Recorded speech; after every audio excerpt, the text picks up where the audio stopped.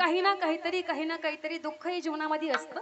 तर आपल्या जीवनामध्ये जे दुःख आहे ते दुःख निवारण करण्याचं कार्य सुद्धा ही कथा करते महाराज। इतर वेळी जर आपल्या जीवनामध्ये संकट आली तर या ठिकाणी आपण सत्यनारायणाची त्या ठिकाणी पूजा आरंभ करतो, किंवा घरामध्ये आपण नवीन वास्तू बांधला त्यावेळी सुद्धा आपण त्या ठिकाणी भगवान नटेश्वर आहे, नरनारायण आहे, त्या ठिकाणी सत्यनारायण जो आहे त्याची आपण कथा करतो। परंतु खऱ्या अर्थाने ही कथा ऐकल्याच्या नंतर, ही कथा केल्याच्या नंतर जीवनामध्ये काय लाभ प्राप्त होतो बाबा?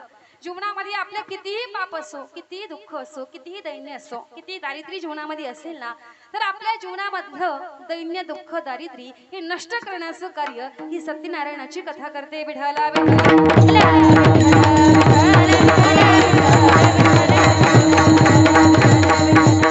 मग ही असणारी कथा जी आहे ही याच्या अगोदर कुणी केली का? खरी अर्थाने ही कुणी ऐकली का? आणि ऐकल्याच्या नंतर जीवनामध्ये काय लाभ प्राप्त झाला?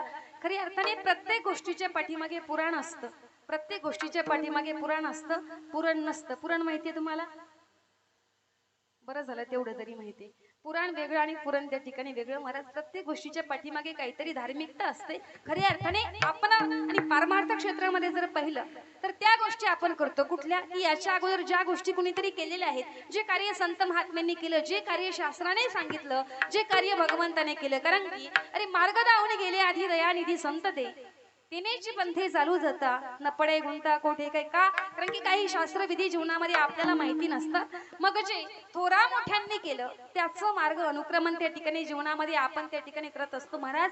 असंच नैमिषारण्यामध्ये सर्व ऋषी मुनी संत साधू मुनी एकत्रित बसल्याच्या नंतर काही त्या ठिकाणी नैमिषारण्यामधल्या ऋषी मुनींनी त्या ठिकाणी जे पुराण कथा सांगत होते त्यांना प्रश्न केला का हो, या ठिकाणी जीवनामधलं दुःख दारिद्र्य जर नष्ट करायचं असेल तर काय केलं पाहिजे? कशामुळे? कारण की जीवनामध्ये कळत नकळत बऱ्याच वेळा आपल्या हातून कळत नकळत पाप घडत असतात। हे पाप त्या ठिकाणी धुण्याचं कार्य जर म्हटलं तर या ठिकाणी कशा पद्धतीने ते पाप नष्ट होत असेल? मग काय केल्याच्या नंतर जीवनामधलं दुःख दारिद्र्य संपल्याच्या नंतर त्या ठिकाणी म्हटले कुठल्या भगवंताचं नामचिंतन केलं पाहिजे, कुठली कथा ऐकली पाहिजे? त्यावेळेस ते ऋषी मुनींना त्या पुराणकारांनी सांगितलं, म्हटले जी कथा या ठिकाणी भगवान विष्णूंनी नारद महर्षींना सांगितली तीच कथा मी तुमच्या समोर त्या ठिकाणी मांडणार आहे। एक वेळेस काय झालं, तिन्ही लोकांमध्ये भ्रमण करणारे नारद महर्षी, आता त्यांच्या गळ्यामध्ये अखंड विना असतो, मुखामध्ये भगवंताचं नारायणाचं नामचिंतन असतं अखंड, एक क्षणही ते भगवंताचं नाम न घेता राहू शकत नाहीत। तिन्ही लोकांमध्ये भ्रमण करत असताना ते मृत्यू लोकामध्ये आले।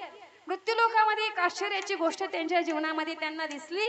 एक या ठिकाणी दारिद्र्य असणारा ब्राह्मण, जे जो काशी नगराचा ब्राह्मण होता तो दरिद्री होता आणि आपलं भिक्षा मागून म्हणजे दुसऱ्याच्या दरवाजामध्ये जाऊन भिक्षा मागून आपलं उदरनिर्वाह भरण्याचं कार्य करायचं। आता हे आपल्यासाठी काही नवीन नाही महाराज, बऱ्याच वेळा आपण असं भटकंती करणारे लोकही बघतो।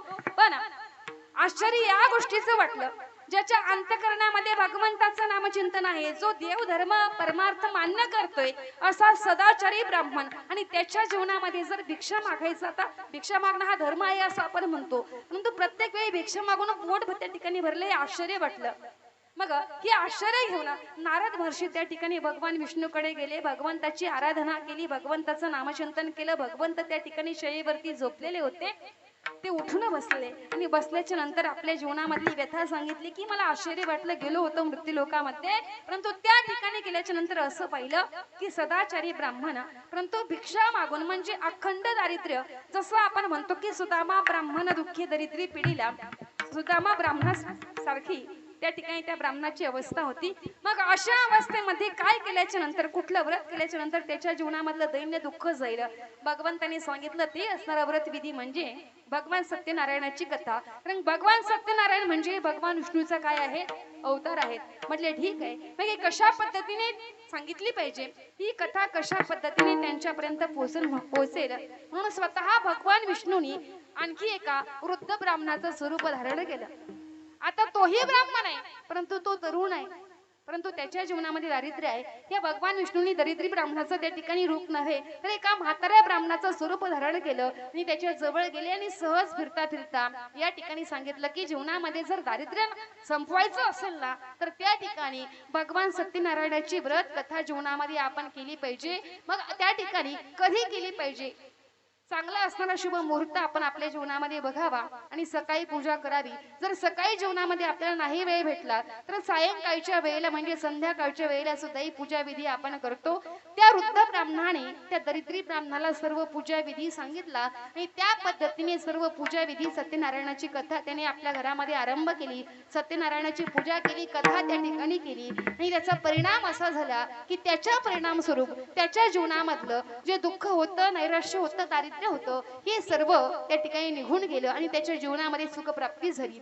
ती सत्यनारायणाची कथा जीवनामध्ये आपण केली पाहिजे, ऐकली पाहिजे. म्हणजे ती करत असताना त्या योगाने भगवंताचं नामचिंतन जरी केलं तरी त्याचं उत्तम असणारं फळ जीवनामध्ये आपल्याला प्राप्त होतं. विठ्ठला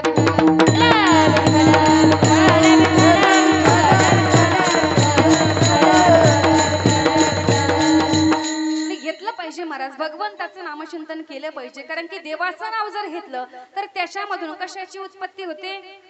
महिला मंडळ. जर जास्त देवाचं नाव घेतलं तर किती पाप वाढतं? आपलं पाप वाढतं का कमी होतं? काय होतं?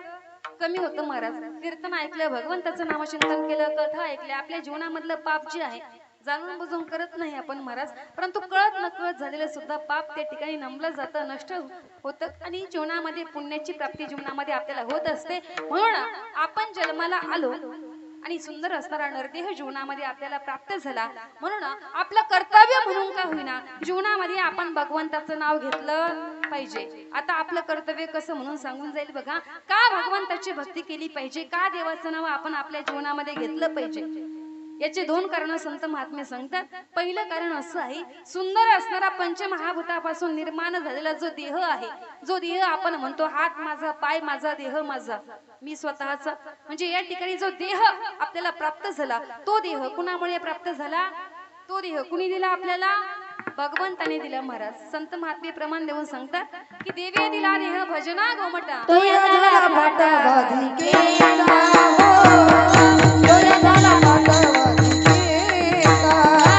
तो या झाला फाटा बाधिकेचा हो, तो या झाला फाटा बाधिकेचा. देवे दिला देह भजना गोमटा, देवे दिला देह भजना गोमटा, देवे दिला देह भजना गोमटा, देवे दिला देह भजना गोमटा, तो या झाला फाटा बाधिकेचा हो, तो या झाला फाटा बाधिकेचा, तो या झाला फाटा बाधिकेचा हो, तो या झाला फाटा बाधिकेचा.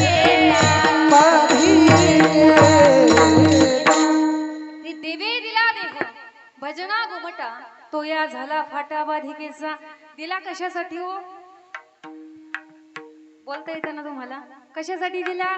भजनासाठी दिला. परंतु कित्येक नग समाजामध्ये असे जन्माला आले महाराज की कित्येक जणांनी आपलं असणारा देह फक्त भोजनासाठी वाट्या लावला. विठाला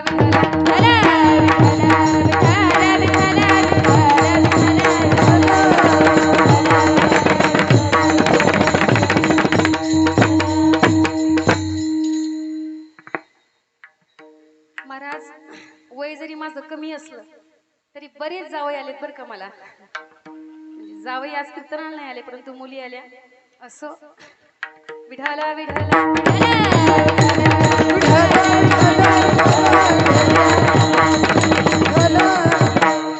महाराज, भरपूर लवकर यायचा प्रयत्न केला होता योगिताने. तिच्यासाठी अर्धा तास कीर्तन लेट केलं, परंतु काही हरकत नाही. आत्ताच कीर्तन सुरू झालं. दिला कशासाठी नरदेह? भजनासाठी दिला महाराज. म्हणजे प्रथमतः दोन कारण संत महात्मे सांगतात. दिला भजनासाठी, परंतु कित्येक जणांनी आपलं असणारा संपूर्ण नरदेह फक्त आणि फक्त आपला भोजनासाठी वाट्या लावला. खाना आणि सोना याच्या पलीकडे आपण दुसरं काही बघत नाही महाराज. परंतु या दिलेल्या देहाने भगवंताचं नामचिंतन करणं हे जीवनामध्ये आपलं आद्य कर्तव्य आहे. सांगून जाईन तुम्हाला. संत तुकोबाराय सांगतात, जिने हा जीव दिला दान. दान शब्दाचा अर्थ काय होतो? दान म्हणजे फुकट. तुम्ही बाहेर दुकानामध्ये गेल्याच्या नंतर 10-5 रुपये, 50-100 रुपये देऊन एखादी वस्तू खरेदी करायची. ती वस्तू घरी घेऊन आल्याच्या नंतर आपण तिला किमान 4-5 दिवस तरी चांगल्या पद्धतीने जपून ठेवतो. कुठली वस्तू असू द्या, तीच गोष्ट, तीच असणारी वस्तू 500 रुपयाची एखाद्या दुसऱ्या व्यक्तीने, एखाद्या शेजारच्या महिलेने आपल्याला फुकट देऊ द्या, आपण इकडे तिकडे टाकल्याशिवाय राहणार नाहीत. मला सांगण्याचं तात्पर्य, फुकटच्या गोष्टीची, फुकटच्या वस्तूची किंमत ही सामान्य असते, तिची किंमत आपल्याला कळत नाही. जरी जास्त किमतीची असली तरी. तर असा सुंदर असणारा नरदेह भगवंताने जीवनामध्ये आपल्याला कसा दिला हो? फुकट दिला. फुकट कळतं ना? याच्यापेक्षा सोपं करून सांगायचं, याच्यापेक्षा सोपं काय सांगणार महाराज? याच्यापेक्षा सोपं काही नाहीच आहे. फुकटच्या गोष्टीची किंमत जीवनामध्ये आपल्याला कळत नाही. सुंदर असणारा नरदेह, मग या देहाने म्हणजे भगवंताचं काम होतं, भगवंतांनी भगवंताचं कर्तव्य केलं की दान स्वरूपामध्ये देह दिला, तर त्या देहाने त्या भगवंताचं चिंतन करणं हे आपलं कर्तव्य. विठाला विठाला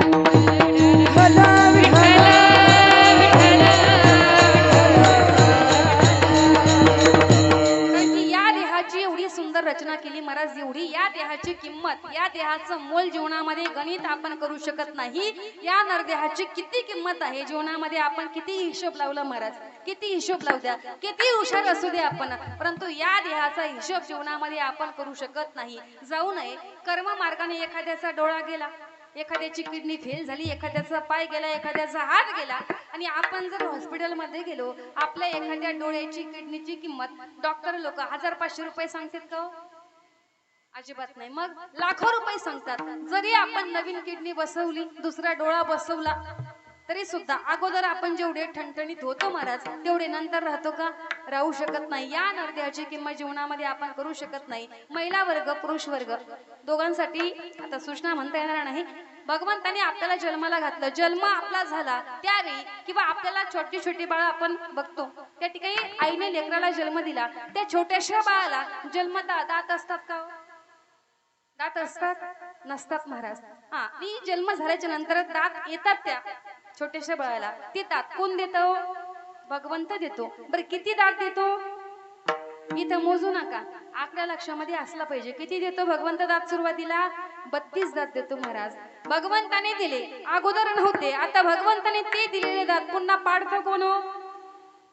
पुन्हा भगवंतच पाडतो. बरं झालं भगवंतच पाडतो, नाहीतर इतरांनी जर पाडली असती तर फार फजिती झाली असती.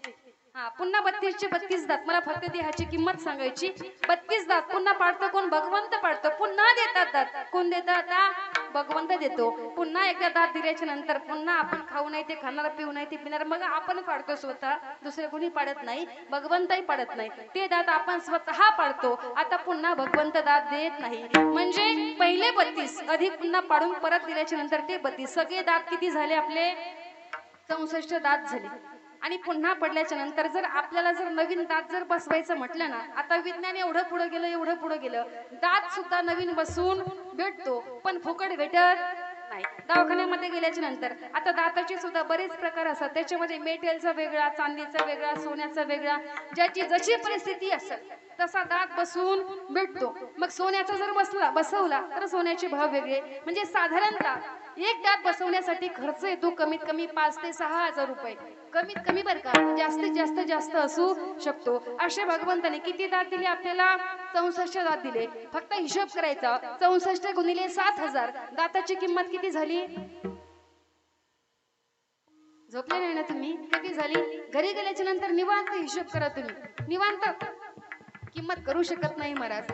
आता 90% प्रॉब्लेम आहे. महिला वर्ग, पुरुष वर्ग, बऱ्याच जणांचे टक्कल सुद्धा पडले महाराज, प्रत्येकाचे केस गळतात. बरोबर आहे.